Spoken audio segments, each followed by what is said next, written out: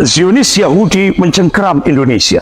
Implikasinya apa, Bapak-bapak, Ibu-ibu yang dimuliakan Allah? Gerakan Zionis Yahudi di Indonesia ini itu sampai Ipolisos Hankam, semua lini dimasuki oleh dia. Bahkan kantor dagang Israel yang ada di Jakarta itu cuma kamuflase saja. Itu ternyata digunakan operasi intelijen Mossad. Pengendalinya mana? Singapura itu pengendalinya. Karena Singapura itu satelit Israel wilayah Asia Tenggara.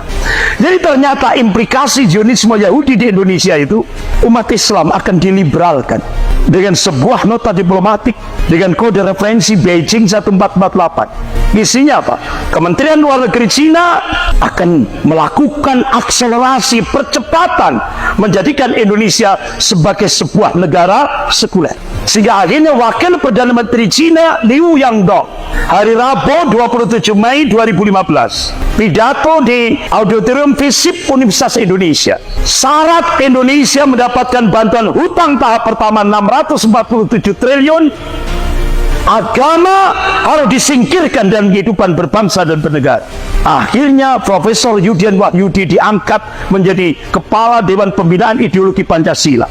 Selesai diangkat di Istana Negara, beliau memberikan statement, agama musuh terbesar Pancasila, agama musuh negara. Skat 2016. Sehingga akhirnya Mendikbud, Menteri Pendidikan dan Kebudayaan Pak Nadiem Makarim melonceng roadmap pendidikan nasional 2020-2035. Sudah tidak ada lagi agama. Akhirnya dua ormas besar, Muhammadiyah dan Majelis Ulama Indonesia Pusat, tanya kepada Mendikbud, apakah generasi Indonesia 15 tahun ke depan 2020 sampai 2035 dijadikan generasi ateis, komunis? Tidak ada jawaban. Selang berapa saat muncul peraturan pemerintah tentang standar pendidikan nasional, tidak ada lagi mata pelajaran Pancasila dan mata pelajaran bahasa Indonesia, dihapus. Bapak-bapak, Ibu-ibu yang dimuliakan Allah, ujung-ujungnya ideologi Pancasila akan diganti komunis, puncaknya ateis. Kita sekarang dikuasai oleh elit Cina, Partai Komunis Cina, Triad dan Taipan Hong Kong. Ini adalah bagian dari Illuminati, Zionisme Yahudi Internasional, duet maut Cina dan Yahudi. Karena Cina punya program One Belt One Road. Ini alat penjajahan baru Cina hampir pada 65 negara termasuk Indonesia. Bapak-bapak, Ibu yang dimuliakan Allah, inilah strategi Cina yang dilakukan untuk Indonesia, one country and two system. Satu negara tapi dua sistem. Elaborasi ideologi sosialis, komunisme dan sekuler kapitalisme ini digunakan dengan di backup oleh militer Cina, yaitu tentara merah. Makanya mantan Gubernur DKI Pak Sutioso, Jenderal Sutioso, yang dulu mantan Kepala BIN Badan Intelijen Negara, dampak Indonesia dapat bantuan hutang tahap pertama 647 triliun. Wakil Perdana Menteri Cina Liu Yangdong pidato di Auditorium FISIP Universitas Indonesia hari Rabu 27 Mei 2015, 10 juta rakyat Cina daratan wajib masuk ke Indonesia.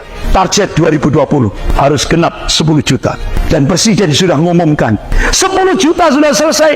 Hanya pemerintah menyiapkan 19 bandara, udara dan laut untuk menyongsong tentara merah. Akhirnya utusan dari Mabes Angkatan Darat datang ke pesantren-pesantren, termasuk ke pesantrennya Ustaz Muhammad Zulkifli Ali, termasuk ke pesantren saya di Malang.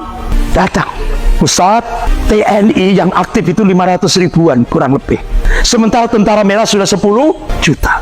Kita TNI tidak akan mampu kalau tidak ditopang oleh umat Islam. Umat Islam wajib menyelamatkan NKRI.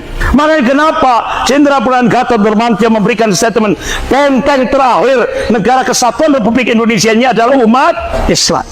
Jadi ternyata konspirasi mafia Taipan dan komunis Cina ini menjebol kedaulatan Republik Indonesia ini dengan dua proyek besar, yaitu proyek Mikarta dan proyek reklamasi. Ternyata proyek Mikarta itu grand design Cina untuk mengintegrasikan Indonesia ke cakupan wilayah ekonomi Cina. Jadi kalau kekhawatiran ini benar-benar terjadi, maka Cina dalam jangka panjang sistem pengelolaan infrastruktur pelabuhan laut, bandara akan dikendalikan pemerintah Cina. Dengan begitu berarti skema kerjasama ekonomi yang dibangun dengan pemerintah Indonesia sejatinya merupakan entry point, pintu masuk bagi penguasaan Cina terhadap sektor pertahanan dan kemiliteran Indonesia, yang pada perkembangan akan menggerus kedaulatan wilayah nasional Indonesia. Itulah inilah yang disebut dengan bencana geopolitik. Dan ini prediksi 2030 di Indonesia akan terjadi bencana geopolitik. Indonesia tidak punya lagi wilayah kedaulatan karena kedaulatan sudah dikuasai China.